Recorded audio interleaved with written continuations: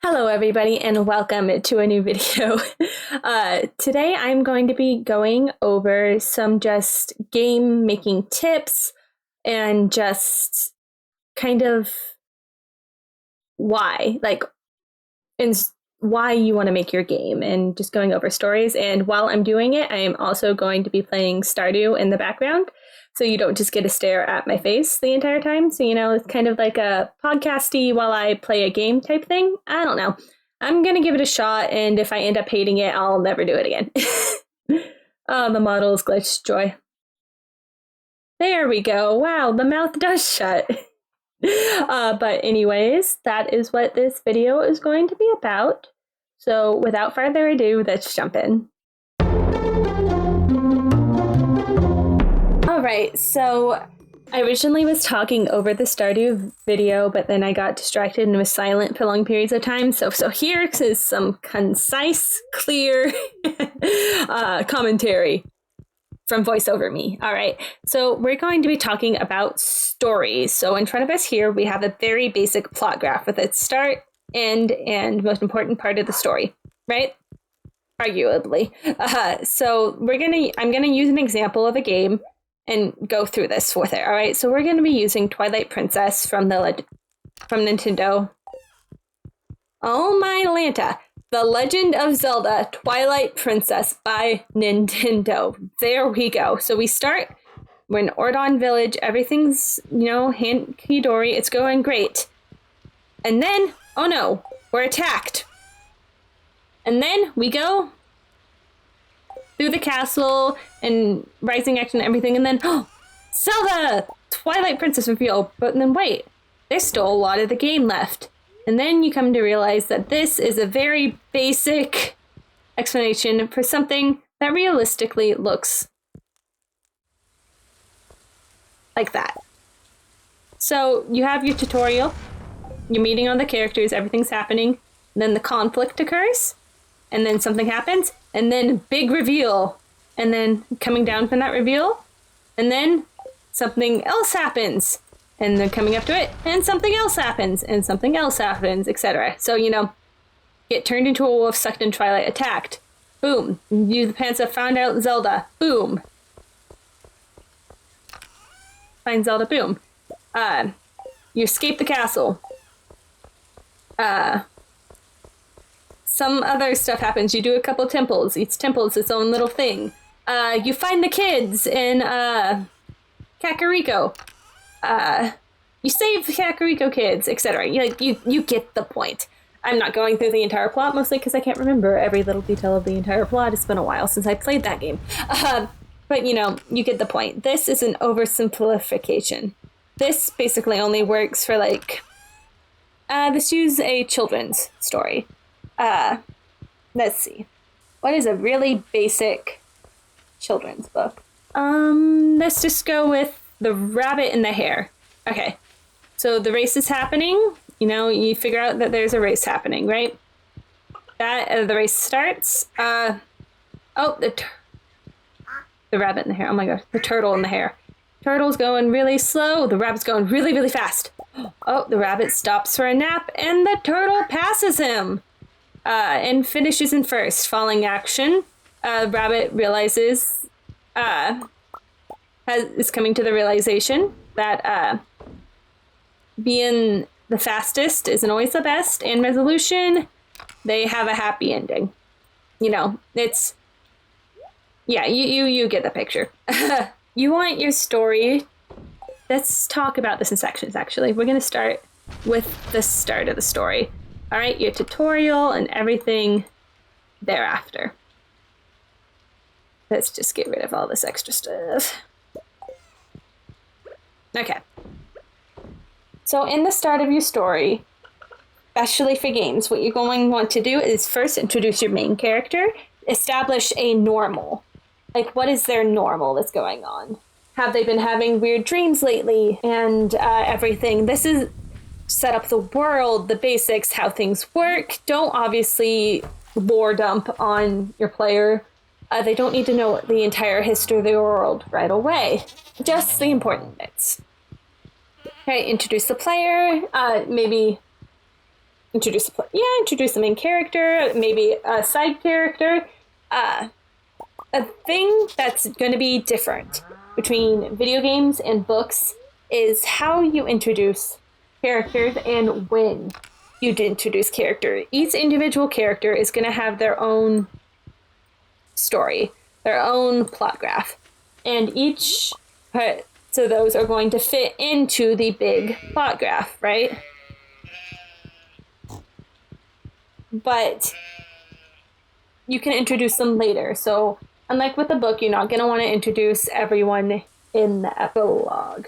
You're just going to want to basically introduce your main character, who your starting party, and that's it. And so you establish the normal, like, oh, there's a festival where I'm just going to go gather supplies because that's my job. Or, oh, I'm a mail delivery person, I gotta go deliver the mail. Or, oh, I'm a caregiver for these kids, I'm gonna look out for them. Or I need to train, so I'm gonna go train. Or I'm out camping in the woods, so I'm just, regular day camping. I'm gonna do some fishing, maybe chill, do some art. And you just establish that normal. And you make sure that it's very clear, because when you hit that first conflict, the thing that sets the rising action off, it needs to break that normal. Like, for instance, in my game I'm working on, it starts with the player is camping. They're out in the woods camping and studying the wildlife. And then they wake up from this horrendous nightmare, and they're like, okay, well, from experience, I know I am not going to go back to sleep. So let's just go outside and chill. And so they go outside and they're chilling. This is kind of normal for them. Then all of a sudden, a creature runs out of the woods and they have an interaction with a hunter that activates some latent magic abilities in them. And that is kind of the preview. But then the player wakes up at the castle. They live at the castle. I'm not diving into the deep, dark lore, but they live at the castle. They're kind of going about their normal routine, but there's just kind of this thing looming above them. And at that point, you have entered the rising action, the first rising action, because later the villain shows up and completely, the normal has already started to decay at that point. So later, when they interact with the villain, then that's like, boom, normal is gone. And the player will want to desire to return to that normal. And it's, let me think. Zelda is a very good example of wanting things to return to the normal. The Wind Waker, Link just wants his little sister to come back and be home and be safe, but he ends up on this world-changing adventure. Twilight Princess, Link wants the villagers to be back in the village where they belong, safe and sound. Skyward Sword, he wants Zelda back. I am seeing a trend here. Minish Cap, again, wants Zelda back. Phantom Hourglass, he wants Tetra back. Spirit Tracks, he wants to go back to his job as a train driver. It's just these small little things that establish, okay, what do they want? That is what every villain should directly oppose, is what the main characters want. Let's dive away from Zelda for a little bit to get back into just generalizing things. In the epilogue, you figure out what the main characters want. And then you take that away from them with the conflict. The conflict should directly oppose that. Up. Carl just wants to see Paradise Falls. And while Russell isn't a villain, he is, for part of the movie, an antagonist. Hear me out here. Russell, if you haven't seen the movie Up, Carl Fredricksen, Mr. Fredricksen, just wants to go see Paradise Falls to help celebrate the memory of his late wife, Ellie. And in order to do that, he attaches a crap ton of balloons to his house and is trying to fly to Paradise Springs. But Russell, who is a scout, he is trying to earn his Help the Elderly badge, and he's trying to help Mr. Fredricksen. But while looking for a snipe, which is an actual, going on a snipe hunt is kind of it's going for something that doesn't actually exist, right? He gets taken along on this journey. So for a majority of it, Mr. Ferguson is trying to get to the falls and see it and get his house there and get Ellie there, because he sees Ellie as this house because they repaired it together. She is adventure to him. And so he's trying to get there, and Russell and then Kevin, the bird, and then the actual villain trying to stop him. And his entire goal is to get there, and then he does get there. And he's like, okay, I'm here. Why aren't I happy? And then he figures out that his entire thing is he didn't want to go to the falls just to honor Ellie's memory. He wanted to get there to try and find closure, to find happiness, to find that family. And he realizes that he's already kind of found that in Russell. And so he goes back and saves Russell and Kevin, because that makes Russell happy. And it's this whole full circle moment. But his want in the beginning was the same in the end. It just didn't come about in the way he thought it would, which is a good thing. Your characters shouldn't stay the same from the start to the end of the story. That is a static character, and that is boring. Side characters, it is perfectly okay to have them be static, but you want your main characters to be dynamic. Now, in a game, you give the player some autonomy in this, right? They aren't just going to play out a story. That's not the point of a game. The point of the game is to interact with this world, to immerse yourself in this world. And so that's why silent protagonists are a thing. They're not a necessary thing, but it was brought about by trying to really shove the player into this world like you are the main character. That does not always have to be the case. It's just why it came to be. So when you don't have a silent protagonist, you have to give the players options, even with a silent protagonist. They can't just be like, do you want me to do it or not do it? And then even if you say don't do it, they do it. And you have the same result as if you said did it. It needs to be like, oh, dude, come on, it'd be so fun. I'm gonna go do it anyways. Or, yeah, you're awesome. And that affects their relationship later down the road. It's just, every action creates a wave, right? So say you're throwing a rock into a pond, and there's ripple after ripple after ripple after ripple, right? And they say there's a rock here. Well, that ripple is going to ripple a little differently because of that rock, right? And it'll just cause this different chain reactions around it. So you want long-lasting actions, right? And it's part of the reason why I think Undertale got so popular, because what you do matters on a very, very deep level. And if you're going around killing everybody, it's gonna come back and bite you in the butt. And so there's also an important thing to note. I played this game, I can't remember what it was, and if you took something from a house, you were punished for it. However, this game gave you no indication that walking to this random house and taking something would come back to bite you in the butt. Nothing at all. Like, no even flavor text of, oh, haha, don't take my sandwich, don't take my stuff. It was literally sitting alone in an empty house to take. Which, if you know anything about classic RPGs, is just something you do. You go in and you steal people's stuff. It's just a part of the game. So that kind of leads me into my next topic, which is guiding the player. Games with no guidance are frustrating, and you get lost and you end up having to consult tutorials. And if you have a new game or just are making an RPG Maker game, there aren't gonna be any. You are not there in the player's ear being like, oh, go this way, go that way, do this. Oh, why are you doing that? You're here too soon. What are you doing? You're gonna die. You need to have something that a player can figure out.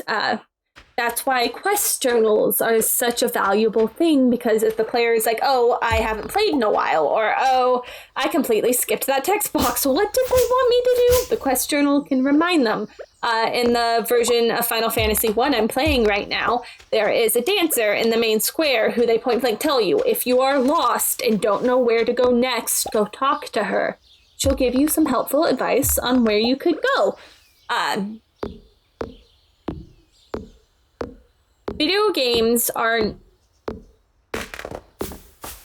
not just a sandbox. Okay, I should preface this. Most video games are not just a sandbox that you throw yourself in and then build a sandcastle, right? They, especially RPGs, are stories that you are interacting with and that you get to be a part of for a short while. So there should be guidance. There are things that the characters will know that the player will not. So that is where kind of guiding the player comes in. If the character knows, oh hey, I'm supposed to go to the elder's house, the character will know where the elder's house is if they've lived in this village their entire life. So it's not unfair to put like, oh, in the quest journal, it is located here, or have a mini map with the icon of exactly where the player needs to go, which I recommend doing even if the character doesn't know where this thing is, just to make it a lot easier. What's the word I'm looking for? It's not style of life. I can't remember. It's when, if you know what the word is, please help me because I cannot remember. It's when you make things easier in a game, just specifically to make it easier for the player. But that and just guiding the player through, I mean, sometimes it's fine. Like, if your battle system is literally attack, magic, people will know that, especially people playing RPG Maker games. They know how that works. But if you have a unique system, explain it. And have it in like a book or something somewhere that someone can come back and reference. Because I know a lot of times, especially in modern video games that have so much customization, and they differ so much from each other sometimes, where I'm hopping from game to game. Like if I'm playing like Horizon Zero Dawn to Hogwarts Legacy, I'm gonna be like, wait, what were the controls again? And sometimes you just have to look it up again. Like, I'm constantly forgetting how to freaking use a shield charm in Hogwarts Legacy. And I constantly have to go look it up. I think it's the triangle button, I can't remember. Don't quote me on that. But just have something that a player can reference back. It could be a key item. It could, like, say like the player has, or the character has like a diary where they write everything they need to know and everything that's important down. And so you can go back and scroll through that and be like, oh, I learned this. And as it goes along, the character adds more pages as they learn new things, like a bestiary or something like that. Just, dang it, I almost had the word. It was almost on the tip of my tongue. Just making it easier on the player. And it can, like with the diary, it can be completely lore inclusive. You don't have to have an NPC saying, press X to jump. It could be like, oh, the diary. Yeah, like I said, with the diary. Or whatever creative way you can come up with. Then let's move on to something that's kind of adjacent to guiding the player. Railroading. All right. I completely support railroading to an extent. Twilight Princess, back to Zelda. It kind of over railroads you, and it has a very, very, very, very, very slow start. But on the other hand, that very, very, very, very slow start allows you to get to know the characters better and makes you more attached to, spoiler alert, when the village is attacked and the kids are kidnapped, it gives you more of a connection to these characters. So in the end, that very, very slow railroady start isn't too bad. Now, the term railroading comes from you can only go two directions on a railroad, forward and back, so you can't go side to side. So that means you're going from point A to point B, or point B to point A. There is no other way to go. So it's good for tutorials. You want to railroad during tutorials, and if there are areas that just aren't meant for your player yet, block them off. say, oh, you need a bomb to get through this mountain, or you need a special item or a special key. Just certain things to make it so the player doesn't do something dumb. Because here, I'm gonna tell you a secret. The player is going to do something dumb. 9 times out of 10, they are going to find that bug that you didn't even know existed. It's just how it works. The second you take your eyes off of it, they're gonna find something. Which is why having other people playtest your game is important, or releasing like a free demo and seeing like, hey, I'm bug testing, anyone want to come bug test my game? Stuff like that, right? Because for you, getting from point A to point B is like, oh, that's obvious. Just it's obvious. Like, I don't even need to put anything like, oh yeah, this one NPC told the player they're supposed to go to the desert. Okay, they're gonna go to the desert. Never need to mention that again. And the player who was spamming the enter button completely skipped through that dialogue. It's like, what do I do now? I mean, like, where do I go? Oh, okay, I guess I have to go find somewhere else because there's nothing else to do here. Let's go to the mountain. I wonder what's up there. And then they encounter the final boss and die, right? So, obviously that's an exaggeration, but you get my point. Railroad your players when it's necessary and provide information on where they are supposed to go. Even if it's the same NPC being like, oh, you're supposed to head to the desert when you talk to them again, right? It's just little something of life. Oh my gosh, it's gonna drive me nuts. Don't restrict your player too much by being like, oh, you can't go to this area yet, you're not high enough level, unless you're doing a game that specifically uses leveling as a like, say there are like guards at this gate and they're like, oh, sorry, we can only let level X adventurers through here. You're not quite there yet. That's different than just having a open walkway that you hit and it says, oh, sorry, you're not high enough yet. Give it a reason. Because if your player just hits a blank wall, they're going to be like, well, why? Why can't I go this way yet? That's stupid. I want to go this way. And it can lead to some frustration. So just always give a reason. Or, you know, like in